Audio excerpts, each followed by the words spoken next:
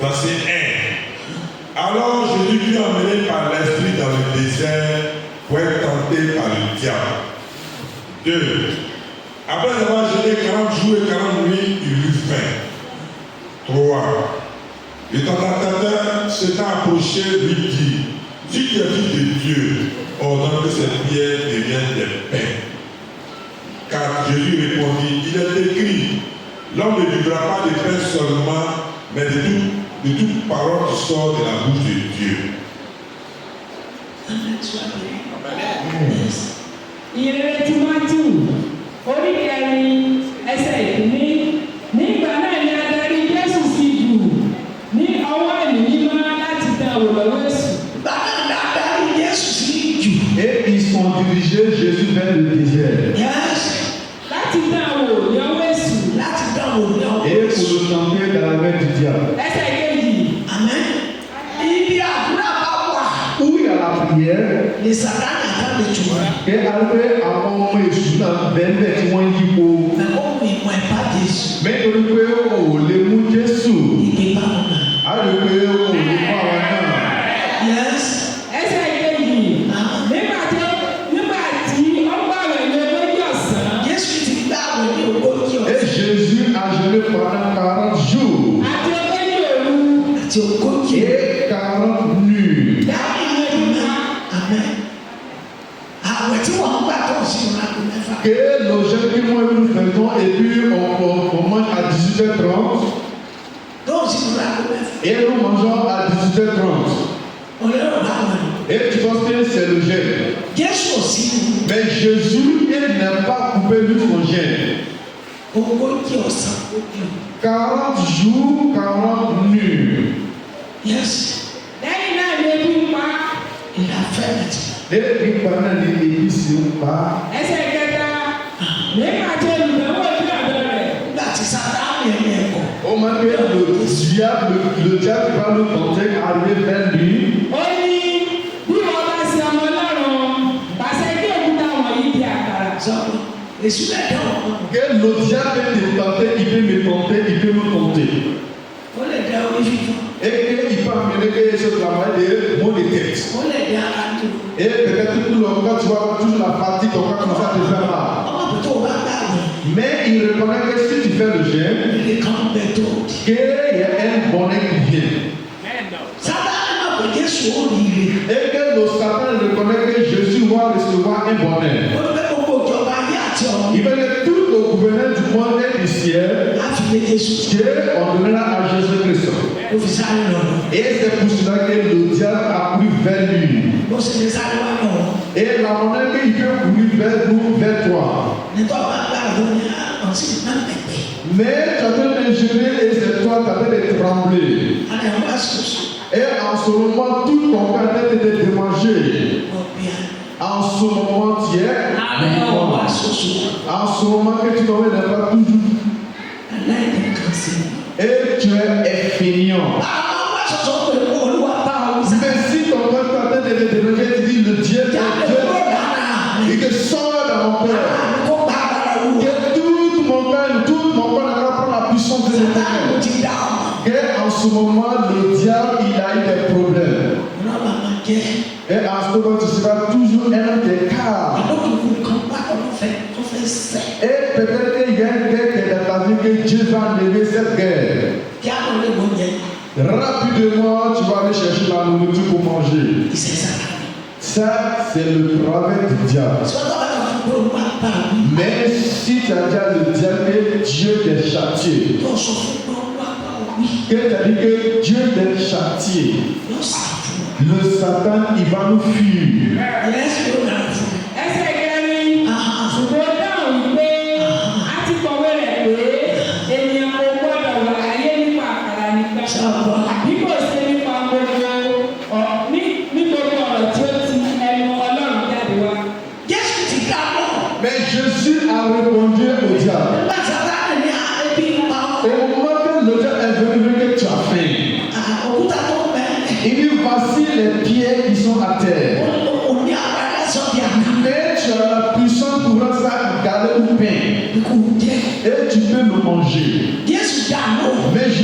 a répondu. pé ènìyàn kò lè wà nípa àkàrà. Et elle ne peut pas rester comme du pain seulement. ọ̀sẹ̀ nípa ọ̀rọ̀ bàbá. Et ce n'est pas la parole de l'Éternel. Sàtáànì mọ́ kò bá mi. Le diable, il ne faut pas me déranger. ìwọ ò lè bẹ̀. Mais toi, tu ne peux pas le dire. bí Sàtáànì bá ti fẹ́ dán o. Mais si quand le diable veut te tenter, orí fífọ́ ìlú wa. et en ce moment, tu as pensé, ma tête me fait mal, j'ai mal de tête. àbòdé ìbò rẹ̀. Mais le jeune ne sait comment je peux gérer parce que j'ai mal de tête. ajá rẹ̀. Effectivement, je vais couper le gène. ajá. Je vais couper cette gêne-là. kì í ṣe wọn. Mais ce n'est pas toi, èṣù. mais c'est le diable. gbogbo akọ́ nìyẹn lè sọ. Mais ce n'est pas tout simplement petit. gbogbo nǹkan. Ce n'est pas toute chose akọ́ nìyẹn lè sọ. que l'homme peut dire ou parler. èṣù máa ń sọ̀rọ̀. Le diable parle. gbogbo àdìfòlù Sàtáànì. mọ̀lá Yéṣu. Que maman a maudit le diable. mo ṣe gbọ́ Que le moment que la maman a parlé, m'a dit non. bàbá mi kì í sọ. Que ce n'est pas son père qui parle. tó fi bẹ̀rẹ̀. Ou ce qu'il a voulu pour commencer. tí Sàtáànì bá fẹ́ náà. Mais quand le diable veut tenter homme, tó fi bẹ̀rẹ̀ ní ète. et c'est qui va commencer ses blagueries. Il va commencer à te blaguer. a sọ̀rọ̀ lọ. Il va parler les bonnes paroles de interaction. bọ́ọ̀ àgbẹ̀ àgbẹ̀ tó ti ń ta. Mais si tu ne gênes pas même le jeu que tu faisais auparavant, mo gbọ́ mẹ́rẹ̀ẹ́dì dimanche àwẹ̀. que mercredi, dimanche, c'est toujours le gène. máa ti ṣe bí àwẹ̀. Que le jeudi et le mardi, c'est toujours le gène. àyè nígbà míì tó pọ̀ tì. Qu'il y a plusieurs, même tu continues le gène. ní Sàtáànì. Maman a répondu à le diable. ọ̀nà dá. Le diable, tu es ìwọ àti táwọn. toi avec qui tu es fou, toi avec qui. táwọn bá bẹ̀rẹ̀. Mais tu veux blaguer qui? ẹni tó gbé mú mi. À celui qui habite à moi, il dépasse le monde. Jésus tó gbé mú mi. Jésus qui habite à moi, il dépasse le monde.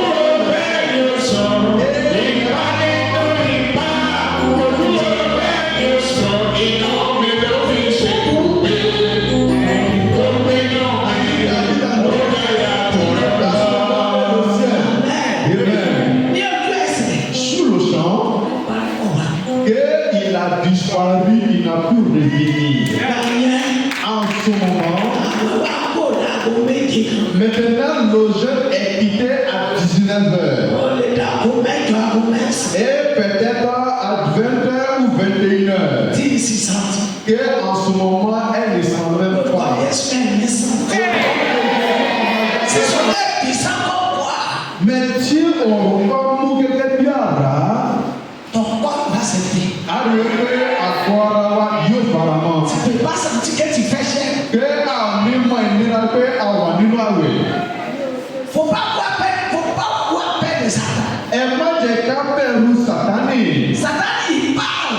Arrivé èṣù ó ń sọ̀rọ̀. c'est toi enfant de Dieu faut faire très attention. Pé àwa tí a jẹ́ ọmọ Ọlọ́run á ní láti ṣọ́ra gidi. si tu n'es pas maladie faut pas accepter que tu es malade. Pé ẹ̀ ṣàṣàn ẹ má fara pé ẹ̀ ń ṣàìsàn. il faut chérir. Ẹ jẹ́ kí a gba àwẹ̀. Dieu sera avec toi. Ọlọ́run yóò wà pẹ̀lú wa. si tu as fait chien tu pries. Tí ẹ sá ń gbàwẹ̀ tẹ́ ẹ sì ń gbàdúrà. si tu as maladie qui est assis qui va pas. Ẹ jẹ́ pé ẹ̀sán bá fi àgbọn yín ṣe lé. faut déclarer à ton père. Pé aláti sọ fún bàbá. je me gêne. Pé Olúwa mò ń gbàwẹ̀. ce qui sied dans mon corps. Mẹ gbogbo tó ní ṣe rúdurùdu nínú àgọ́ ara mi. il n'a qu'à sortir. Kékun jáde au nom de Jésus. ní orúkọ Jésù. il va sortir. Ní orúkọ Jésù àìsàn náà yóò sì jáde. tu dis à ton père. Ẹ sọ fún bàbá yín mon corps n'est pas là pour Satan. pé àgọ́ ara mi kìí ṣe ti Sàtánì. il n'est pas là pour Satan. Àgọ́ ara mi kìí ṣe ti Sàtánì. mon corps est parti à l'éternel. il faut fuir de moi. Jáde kúrò nínú ayé mi sá fún mi. tout ce que vous parlez des chrétiens.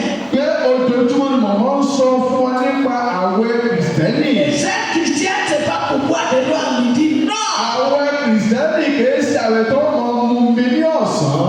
c'est pas pour manger à 15 heures. non. Kìí ṣe àwẹ̀ tó mọ jẹ ní aago mẹ́ta.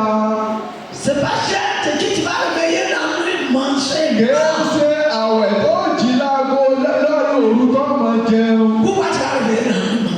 Mẹ́kí ló dé tó jí láàrin ọ̀gànjọ́ tí wọ́n máa jẹun. Sàkẹ́ ẹnlọ́rọ̀ tó lè ní dísọ̀ àlọ́ máa ti fẹ́. Nítorí pé oúnjẹ ọ̀sán nìkan ni. Tí ìgbà pọ̀ tí ní. Ẹ máa tẹ̀síwájú ni. 6h30 and 6h30. Ẹ láti aago mẹ́fà bọ̀ títí aago mẹ́fà bọ̀ ọjọ́ kejì. Bí ti pè Ẹ máa gba àdúrà. tí bá tán lè fún àdéjú yìí. Ẹ máa gbọ́ ohùn Ọlọ́run. Kò bá fẹ́ kẹ̀kẹ́ sókè kẹ̀kẹ́ tán lè rí asókè láti fi sí gbogbo. Ẹ má máa ṣe àwọn nǹkan tó máa ṣòro fún wa. Tọ́ba jẹ́ kírísítẹ́nì. Mais si tu es chrétien, Nítorí wà ní ká wọ́n ṣe ní ilé ọ̀pọ̀lọpọ̀ sí. et ce que Dieu dit de faire dans la vie, c'est ça qu'on doit faire. Sọ́kò bá màláàdì. Bóyá on ṣàìsàn. Tí ìṣe màláàdì fàgbà. Mais tí o bá ṣe àìsàn tí wọ́n ti fabriqué, Nàkókò ilẹ̀ bá màláàdì. pé ọ̀pọ̀lọpọ̀ ènìyàn ní wọ́n láìsàn lára. Ṣé mo bá la Pé inú òun ní ọ̀sà lú ìhóní ọgbẹ́ inú. lọ́gbẹ́ ẹ̀kúté. Mais ó ń Àwọn jẹ́ ẹ̀ka máa ń bá tọ́gbẹ́. à ce moment, le jeune, il gâteau, il guérit, lui a iṣẹ́. Tó o bá nígbà tó. Mais si tu as la foi, Ọgbẹ́ inú àwẹ̀ ọ̀pá tiẹ̀. iṣẹ́ en toi, le jeune va le détruire. Yóò fẹ́ wọ́n bá orí ẹ̀ mú. Mais si tu as pris ta main imposée sur ta tête, Wá orí ọ̀gbọ̀dọ̀ fún. que l'éternel m'appelle, je vais avoir mot de tête. Wọ́n wà pẹ̀lú ẹ̀. L'éternel, je suis toujours avec toi. Àṣìgbọ́dọ̀ ṣe ní. Que la maladie ne va pas atteindre. Mi ò fẹ́. Je ne veux pas. Mi ò fẹ́. Je ne veux pas. Ọlọ́run ó sì gbọ́. Et Dieu, il va écouter. Yóò sì mú. Et Dieu, il va enlever la maladie de Israël. Mi ò fọ́ sílẹ̀. Mais on ne t'a pas obligé, pas forcément. Má fọ́ sílẹ̀ àbáyé lọ́wọ́ ìwé fọ́ọ̀sì. Que c'est dedans, mon lit dedans, mon lit Mo dedans. fẹ́ ṣẹ́ avec la foi. Ẹ jẹ́ kí á gbàwẹ̀ pẹ̀lú agbára. Tó a ti nà bá máa la. Ìwọ tó ṣàìsàn, Tí wàá máa ṣe bíẹ́. ó jẹ dáradára, Àbálẹ̀ bí ní àlẹ́ bí. ó jẹ dáadáa kó tó wá sílé ìjọsìn. Ìsẹ́kẹ̀tì rẹ̀ ọ̀rẹ́. Ọmọ wípé ẹ wà nínú ìṣòro tàbí wàhálà. Ìsẹ́kẹ̀tì díẹ̀ nìkan ti dìbò. Pé kí ìránṣẹ́ Ọlọ́run tó tú yín sílẹ̀, Bá ìbéèrè. kò lè tú yín sílẹ̀. Lọ́pẹ̀dẹ́ ìfúráṣọ̀ fọ́ọ̀nù. Pé ìránṣẹ́ Ọlọ́run ó ń fi ebi pa ara rẹ̀. Láti ẹ̀gbẹ́ sátà sẹ́dà ní jáàbù. Ìwọ lẹ́nu pé o tún wà nínú ìdè àwọn ènìyàn búburú. Láfẹ́ ṣẹ́. O sì lè gbà wẹ̀. Sílọ́pẹ̀dẹ́ àfẹ́. Tí ìránṣẹ́ Ọlọ́run bá ṣe é, Tìbí bá kàn sọ̀rọ̀. ẹ rí pé ẹ̀ní mọ iye rẹ̀, Yóò dára fún ẹ. ẹ̀ní mọ fálù rẹ̀. Yes. 5. Le diable transporta dans la ville sainte, le plaça sur le haut du temple. 6 et lui dit, si tu es fils de Dieu, jette-toi en bas, car il est écrit. Tàbí sàtà. Vous avez vu le diable? Il donnera des hommes à tes anges à ton sujet, et ils te porteront sur les mains des femmes que ton pied ne heurte contre une pierre. 7. Jésus lui dit, il est aussi écrit, tu ne tenteras point le Seigneur, ton Dieu. Yes. Ẹsẹ̀ karùn-ún. Ẹsẹ̀ karùn-ún. Nígbà náà ni èsù gbé lọ sókè sí ìlú mímọ́ ni. Sàtà àfẹ́ ẹ̀sìn ti bá máa ṣe. Ẹ rí pé Sàtánì ó ṣe àkọ́kọ́ òun kò ṣẹ. Mẹ̀tìrẹ́ ìlàsùnjẹ́ Jésù pàdé. A rí pé ó tún gbé Jésù lọ sí òkè gíga gíga. Yes. Ó gbélé sóso tẹ́kìlì. Ìlànà Jésù àwọn. A rí pé ó gbé Jésù sókè. Sàtà nìkúrà ké Jésù lè lè. Pé Sàtánì rò pé òun lè gbé Jésù sókè. Ìsèpàkẹ́ Jésù ẹ̀ lù. Kò sì mọ̀ wípé Jésù wúwo. Àìtú lè pílà lè já. A rí pé gbogbo àlọ́kọ́rin rẹ̀ Gọ́ọ̀tù Jésù. ní pẹ̀lúpẹ̀lú Jésù. Jésù àkànyẹ. A rí pé Jésù borí. Àṣẹ lè ká ìwé Jésù àkàtúntò. Nítorí pé ọkàn Jésù Kristi ó wà pẹ̀lú Ọlọ́run. Tú lè pílà lè já èṣù. Gbogbo tí gbogbo ọgbọ́n Sàtánì ó mọ̀fọ́ ni. Yes. Ẹsẹ̀ kẹfà. Ó sì wí fún un pé Wọ́n sọ fún mi ẹsẹ̀ kẹfà. bí wọ́n bá ṣe ọmọ Ọlọ́run. Sí ìtajà fọ́dé jù. Ó ní tí wọ́n bá jẹ́ ọmọ Ọlọ́run. Ẹsẹ̀ kẹfà rẹ̀. C'est Satan qui parle à Jésus. A rí pé Sàtánì ní sọ fún Jésù. Àwọn òkú tiẹ̀ rà. Ó ní èso tó tún wà. le fils de Dieu, Tó bá ló títọ́ ọmọ Ọlọ́run nìwọ ṣe. il faut sauter. Ó ní kó bẹ́ sílẹ̀. Est-ce qu'il n'a pas sauté Joseph? Asati kọ̀wé rẹ̀ pé yóò pàṣẹ fún àwọn onílẹ̀ rẹ̀ nítorí rẹ̀ ní ọwọ́ wọn ni wọ́n sì gbé e sókè. Faut faire plein de cas. Ẹ wo àwọn ọmọ Sàtánì. Il est en train de parler à Jésus. Ó bẹ̀rẹ̀ sí bá Jésù sọ̀rọ̀. Dieu a fait ça pour commandé tous les anges. A lè wí pé Ọlọ́run ti pàṣẹ fún gbogbo àwọn áńgẹ́lì. Quand il va sauter là, Ó ní nígbà tó bá fẹ́ bẹ́ sílẹ̀. il faut que tu vas lever terre. Kó o tó dé sálẹ̀. Ton papa va te sauter. A lè pé àwọn áńgẹ́lì yóò gbé ọ sókè. Tu attends bien. Ẹgbẹ́ sẹ́ ń gbọ́ dáradára bíi. Si c'est toi, Mẹ̀ tó bá jẹ́ pé èmi ni tàbí c'est ẹ̀yin. pas que tu vas sauter. Pé lóòtítọ́ a ó sọ pé a ó bẹ̀ sílẹ̀. Quand c'est là, Lójú ẹsẹ̀ ikú sì ni. Jésus a répondu. A lè wí pé Jésù tó dá lóhùn. Kí wọ́n tó wọ́n dàbí ẹsẹ̀ rẹ̀ kú òkúta. Parce qu'il dit il a blagué Jésus. Nítorí pé ọkọ̀ fẹ́ máa kan Jésù. Les axes vont sauver tes pieds. Ẹ pé àwọn áńgẹ́lì tó máa gbé Jésù. Là, tes pieds, tu ne peux pas te blesser. A lè wí pé o lè fi ẹsẹ̀ rẹ kú òkúta. Les cailloux ne peuvent pas te blesser. O lè fi ẹsẹ̀ rẹ kú òkúta. Voilà. Il croit qu'il a dit Jésus. Ó rò pé bóyá òun ti ṣẹ́gun Jésù ni. Jésus l'a répondu quoi? Jésù tó dá lóhùn. Ẹsẹ̀ keje, Jésù sì wí fún un pé àti bá ṣe Et il était écrit, il ne faut jamais tenter ton Dieu. Un chrétien, mais Paul s'est gbégbé ayé rẹ̀. Ìdẹ́sí ẹ̀gbẹ́ pẹ̀lú ọ̀rọ̀ Ọlọ́run níbí. Jésus l'a répondu. Jésù tó dá lóhùn. On a écrit que tu ne peux pas enseigner ton Dieu. Ó ní àti kọ̀wé rẹ̀ pé Oh, alors, il faut jamais tenter ton Dieu. Jésus répond. Jésù tó dá lóhùn. Tous les plans de Satan, Ẹ gbogbo ọgbọ́n ète Sàtánì. il n'a pas gagné Jésus. A rí wí pé kò borí Donc, Jésù. Satan, il peut te blaguer. Lótìtọ́ èṣù lè tàn mí, ó lè tàn yín. Il a, tu n'as pas connu l'argent. Ní ọlá ti dáyé ẹ̀ ibi owó. Voilà que c'est facile que Jésus va te donner. Ẹnu ẹgbẹ́ sẹ́ni pé ó rọrùn ní pé kí Jésù tó kù fún yín mọ́. Il faut me suivre. Tẹ̀lé mi. Il y a un baba à te trouver. Pé bàbá pẹ́pẹ́ ní atẹ́kùnrin. Il y a un baba à boire. A lè fi bàbá pẹ́pẹ́ kú àké. Il a donné des médicaments, il a lavé. Mẹ́tọ́ máa wù yá, ó sì fún ọ ní oògùn kékeré kan. C'est là-bas tout le monde y va. A lè pé ibẹ̀ ní gbogbo ènìyàn lọ. Si toi tu es bête dans le Seigneur, Mẹ́tí wọ́n bá jẹ́ òmùgọ̀ nínú Olúwa. si tu n'es pas rempli dans la parole de Dieu, Mẹ́tí ọ̀rọ̀ Ọlọ́run kò kú nínú ayé si rẹ̀. tu n'es pas vivant dans la parole de Dieu, Tó òye nínú ọ̀rọ̀ Ọlọ́run. tu vas abandonner ton Dieu. Lótìtọ́ ẹ kọ Ọlọ́run yín sílẹ̀. Tu t'en vas. Ẹ sì tẹ̀lé. Où tu vas là, Níbi tẹ́ ẹ sì lọ, c'est la mort.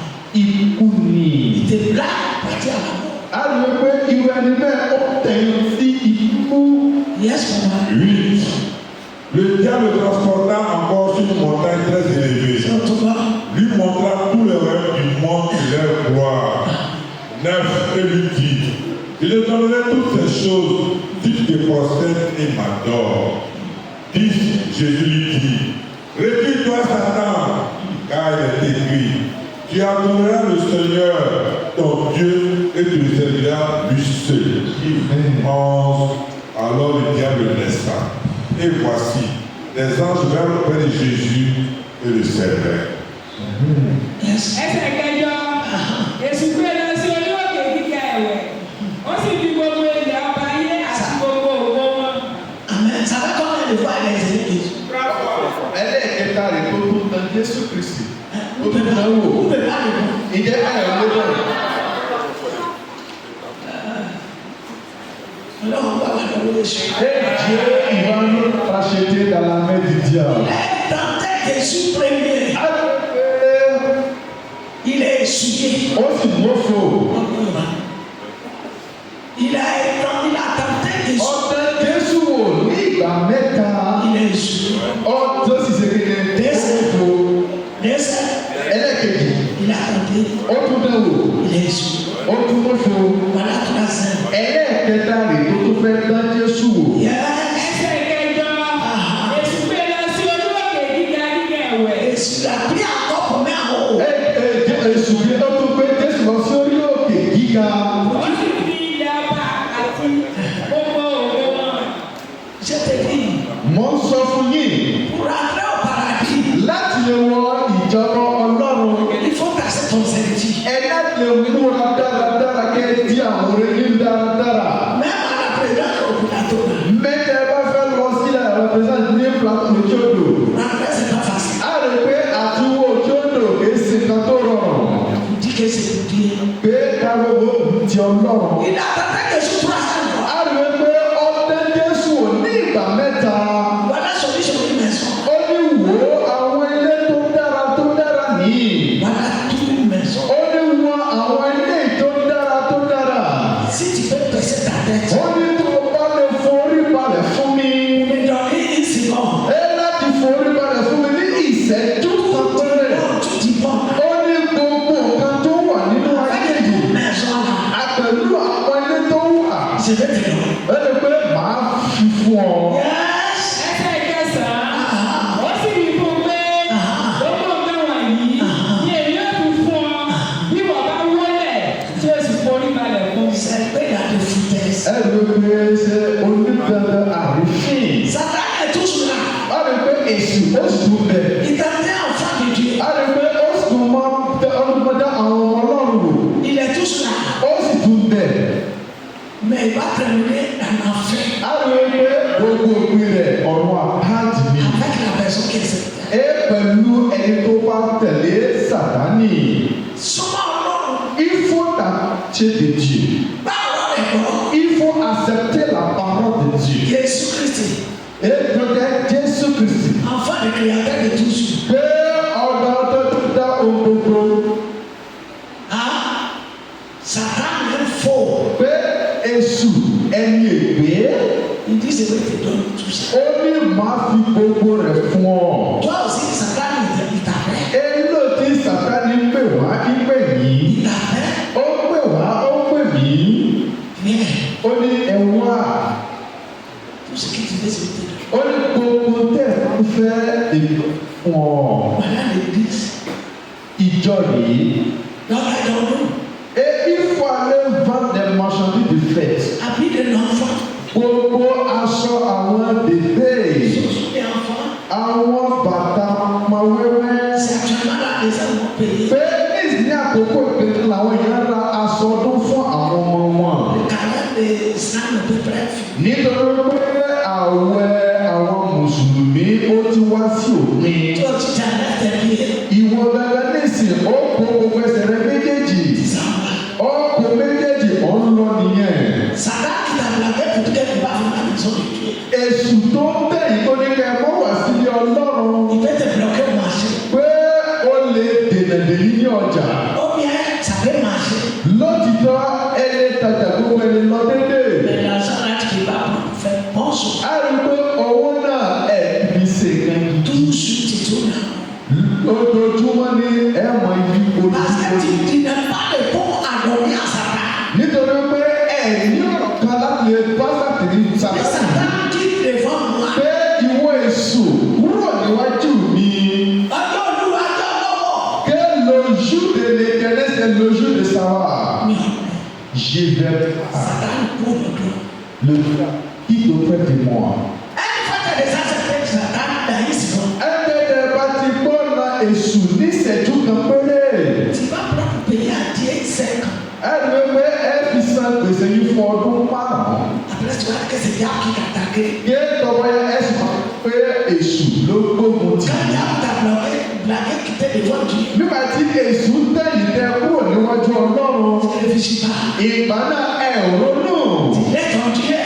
Ẹ fi Ọlọ́run yín sílẹ̀. Àkọ́dẹ̀ là ń sọ. Nítorí owó. Àǹfààní díẹ̀. Ọmọ Ọlọ́run. Olúwa fẹ́ tíráta sùn. A ní láti ṣọ́ra gidi. Olúwa fẹ́ tíráta sùn. A ní láti ṣọ́ra gidi. Sàtáàsì ẹ̀ máa bẹ̀. Èṣù òpùrọ́ ni bàbá òpùrọ́ ni. Sẹ́ẹ̀sì kọ́ kàná sọ̀rọ̀. A rí pé èṣù ó jẹ́ bàbá ńlá òpùrọ́. Lẹ́yìn sábẹ́ gànà ọkọ̀ bí a máa fẹ́. Ó ti ìràwọ̀ láti lọ sí ọ̀nà àbáyé. ìṣẹ̀dá àmàṣẹ́ ìṣẹ́ gàdé. Mẹ́ kò lè tún ṣe mẹ́ èṣù ó lè bàjẹ́. Mẹ́fẹ́ mẹ́sẹ̀. Arákùnrin, arábìnrin. Fún ìkọ́ni pàdé. Ẹ jẹ́ ká dá ọ̀rọ̀ Ọlọ́run mọ̀. Kò bá sẹ́tẹ̀ ìgbà kí wọ́n lè já. Ẹ má jẹ́ ká gba ìtànjẹ Sàtánì. Yes. Ẹsẹ̀ kẹwàá. Nígbà náà ni Jésù wí fún un pé padà kúrò lẹ́yìn mi. Jésù lè fèkí sẹ́tẹ̀ fún wa. Sátánì nítorí akọ̀wé rẹ̀ pé Olúwa Ọlọ́run rẹ̀ ni kí ìwọ kí o forí balẹ̀ fún. Ó nìkan ṣoṣo ni kí ìwọ máa sìn. Jésù àlùkò sàtá. Jésù tún dá èṣù náà. Kì í tẹ̀lé ìyá wa. Ó ní pa kúrò lẹ́yìn mi. Pàṣẹ. Nítorí Ìlú sèkìlà àwọn ọmọ rẹ̀ náà. gbogbo tó ti fi hàn Jésù. Ìkọ́lá ké Jésù bá lè sùn. Ó rò pé Jésù yọ tẹ̀lé òun ni. Sí Jésù lè sùn. Mẹ́tí Jésù bá tẹ̀lé. Wọ́n sì rà wú oṣù. Níbo ni èmi àtẹ̀yìn máa wà lọ́jọ́ Wọ́n sì tí? rà wú oṣù. Níbo la máa wà lọ́jọ́ tí ò ní? Jésù náà bá sàtẹ̀. A rí pé Jésù kò fara mọ́. Sàtá. Ó ní ìwọ èṣù. Kí lè fọ́n mọ́. Ó ní padà kúrò lẹ́yìn mi. Tàbí ké. Àti kọ́ wípé Wà. pé ìwọ Tí bá ṣòro lè fọ́n mi tán. pé ìwọ ló máa forí balẹ̀ fún Ọlọ́run rẹ̀. Wá ti wá pẹ̀sẹ̀ kàtẹ́ lè fọ́n. Ìwọ ló máa forí balẹ̀ fún Ọlọ́run rẹ̀. Ṣé ti kọ́ni pàtẹ kàtà? Nítorí pé èmi ọ̀mà ènìyàn ọ́. Ètò à. Ìwọ kọ̀. Sísà tàbí kàtà tẹ́ ẹ̀ pé. Mẹ́tí èṣù bá dání wò. Bá wọn ṣe àpọ̀lọ́. Ìgbà náà ni ẹ̀wọ̀n wú ẹ̀wọ̀n sunkún. Bá wọn ṣe àpàdé náà pọ̀ tó wá. Ìgbà náà ni ìsọkúsọ yóò máa jáde lẹ́nu yìí. Kí àdí ìtàgé ní sàkáàdì ló bá tó tẹ̀. Mẹ́ta ló sọ wípé a ò lè rí dáwọ́ èṣù ò ní dáwọ́ o. Fúrí kọ́nà kọ́nà. Mẹ́ta ẹ̀bá gbàdúrà gàgbàdúrà. Àbílù ní pàtàkì sàkáàdì ló bá tó. Ebi bẹ́ẹ̀ sọ wípé a ò lè rí dáwọ́ pé èṣù ò ní dáwọ́ o. Èdè ìpè pàtàkì kan yẹn. Mẹ́ ó ní kò lè borí wa. Bá ti ní àìsàn ìbá bàtí àfẹ́ ìmọ̀lẹ́. A ní pé yóò wá pé yóò sì padà ní lọ́wọ́ òfìfo. Wọ́n lè fún ẹ̀ yẹn. Dèmí ahu. Ẹsẹ̀ kọkànlá. Nígbà náà ni Èṣù fi sílẹ̀ lọ. Èṣù sá. À ce moment, le diable a laissé, le diable a fui. Wọ́n fi sílẹ̀. Et le diable a laissé Jésus-Christ. Wọ́n bá fẹ́ kẹ́sùn òfin ọ̀rẹ́. Mais après que tu veux que le diable n'est qu'à te laisser, Ọmọ rẹ̀ nínú ọ̀rọ̀ ọlọ́jù. tu vas marcher sur la parole de Dieu. Ọmọ wáyé rẹ̀ níwájú rẹ̀. Et tu vas commencer à te prosterner devant l'Éternel. Ọmọ ọlọ́run ní àsìkò. Et tu vas commencer à chercher l'Éternel en l'heure. Ọmọ wáyé ọlọ́run rẹ̀. Et tu vas pouvoir chercher la faveur de l'Éternel. Wọ́n sì máa bá òfin rẹ̀. Et tu vas continuer à obéir à la loi de l'Éternel. Ọmọ rẹ̀ nínú ọ̀rọ̀ rẹ̀. Et tu vas marcher dans la parole de Dieu. Ogun tí Sátánì wá gbé wọ̀. Maintenant, la guerre que le diable a mis en toi, Ọlọ́run láti mú. que Dieu est prêt pour enlever cette malédiction. Yálà lórí iṣẹ́.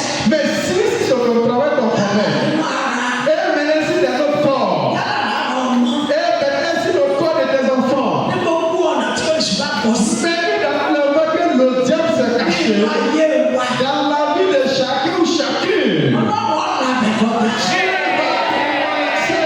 Jésù ọ̀nà àbẹ̀kọ́ rẹ̀. Jésus va traverser. Mímọ́ ọ̀nà Le àbẹ̀kọ́ rẹ̀. Saint-Esprit va traverser. Yóò sì tú wá sílẹ̀. Et il va nous délivrer. Àwọn àbẹ̀kọ́. Il va nous racheter. Yóò sì sẹ́kùn fún. Et il va nous donner la victoire. Bọ́ọ̀lù.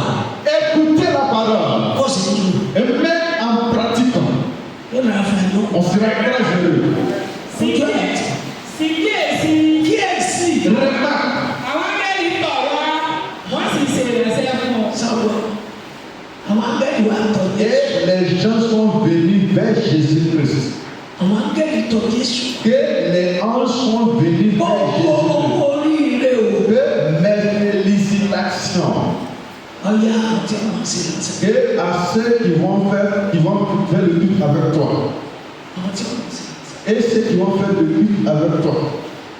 Gbogbo bá dìde sí ọ. Mais s'il y a quelqu'un qui t'est levé comme on, Ọlọ́run fẹ́ gba owó. mais Dieu veut prendre le contrôle.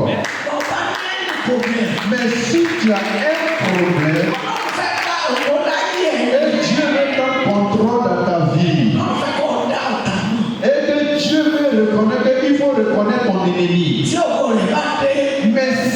ta croix s'est montrée ó lè máa bọ́ sí máa ṣe. et tu vas reconnaître comment tu vas faire. tí a bá ń bá tètè gbé ògo fún Mais si Dieu a rapidement donné ta gloire, ọ, ó ní dá ọ̀tá mọ́. en ce moment tu ne vas pas reconnaître ton ennemi.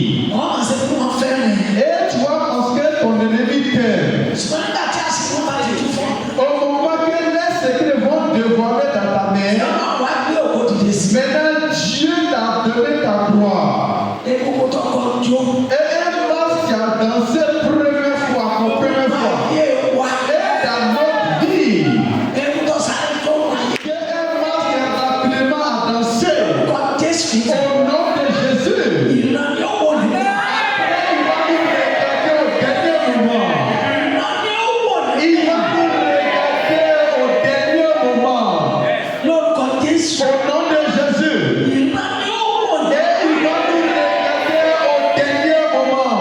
yóò dára fún ọ. On sera très heureux. ìwọ ni fún ẹ̀jẹ̀ ká tó. Béni à vous, asseyez-vous tranquillement. kẹ́ni wá di ìránṣẹ́ fún Jésù. Que les anges sont devenus son serviteur. Jésù wá dé ní ọ̀wọ́. Et Jésus est devenu un homme de respect. wá tí èmi náà á dé ní ọ̀wọ́. Que moi et vous devons faire un homme de respect. ọ̀tá rẹ ti sọ ohun tó fẹ́ sọ. Que notre ennemi a dit tout ce qu'il veut dire. ó ti kú ọ. Et notre ennemi d'aller insulter. ìwọ ni fún ẹ. ó ti sọ̀rọ̀ sí. Il a parlé mal si chacun de nous. Et regardez cela, c'est un grand feignant, il ne peut même pas travailler. Mais son but seulement c'est l'église. Et à ce moment il sait travailler. Et elle va en Dubaï. Et tu as vu, béni à vous. Et tout ce qui votre ennemi vous a dit, tu as déjà saisi ça, tu as vu ça dans ta main. Mais tout ce que nos ennemis nous ont dit, il ne faut jamais oublier. Et c'est une chirurgie toi après. Et c'est une chirurgie après. Tout ce que les ennemis ont pensé, et tu vois couler dans la dernière fleur. Ici.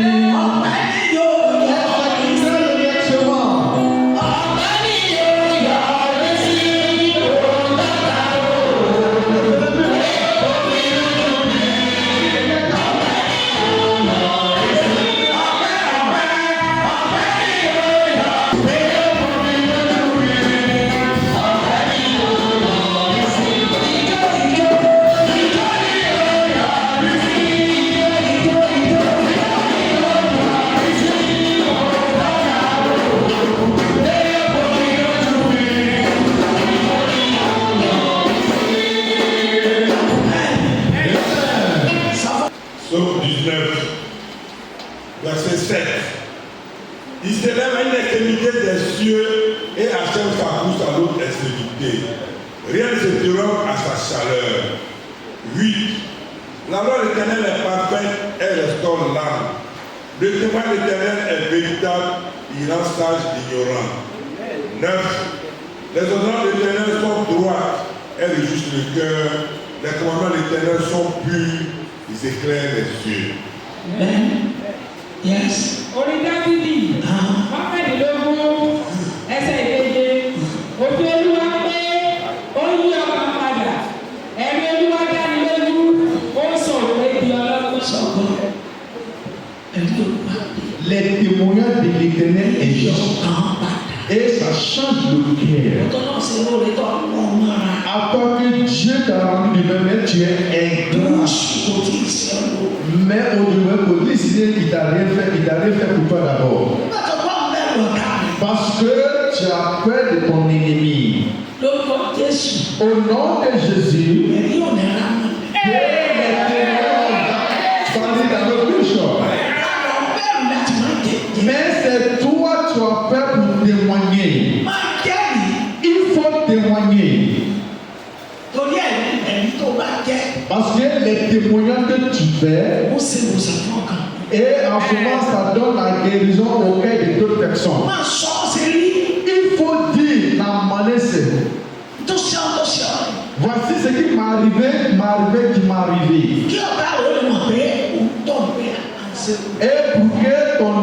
vas reconnaître que lui est vanité sur vanité. Témoigner. Dieu est toujours heureux à celui qui témoigne. Et Dieu va demeurer avec cette personne qui fait des témoignages. Que je l'ai rendu bien, je l'ai racheté dans la mort, dans la main de la mort. Et il a témoigné à tout le monde et tout le monde a entendu ce témoignage. Et maintenant il va te rendre qu'il ne faut jamais l'attaquer. On sera très heureux. Yes. La voix de l'Éternel est juste. Et il donne heureux à le cœur. En joie. C'est la loi de Dieu. Mais si tu es dans Jésus-Christ, le diable il va continuer fidèle de nous. Le diable il ne va jamais venir auprès de nous pour causer avec nous. En ce moment, on sera toujours heureux. Que tu vas me danser même. Parce que la joie est bon. Yes. Et ça claire les yeux. Ça donne la lumière aux yeux. Et ça permet de voir clair pour que tu vas reconnaître le monde en que le monde sont.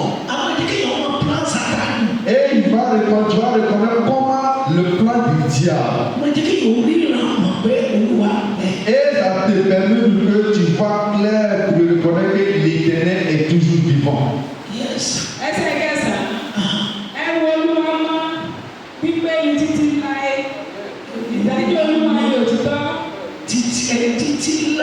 Jusqu'en l'éternité. Et c'est le jugement vérité pour l'Éternel. Et ce n'est même pas dans le mensonge. Et ce n'est pas dans la saleté. Et ce n'est pas dans la saleté. Que la voix du Père est juste. Et c'est vérité et la justice tout. Yes. C'est vérité. Si tu n'es pas un homme vérité et tu n'es pas en Dieu. Si tu n'es pas un homme vérité, toi-même tu ne seras pas en l'air. Mais si tu as vérité, et en ce moment tu seras en l'air. Il y a un homme qui est venu que la main elle sait que ce monsieur est venu prendre la mort dans la main de l'Éternel. Ça c'est un témoignage. Ils sont deux. Il y a une femme et un garçon. Le deuxième c'est garçon. Il a dit que le garçon n'est qu'à rentrer. La main que Dieu l'a racheté, Dieu va le racheter aussi.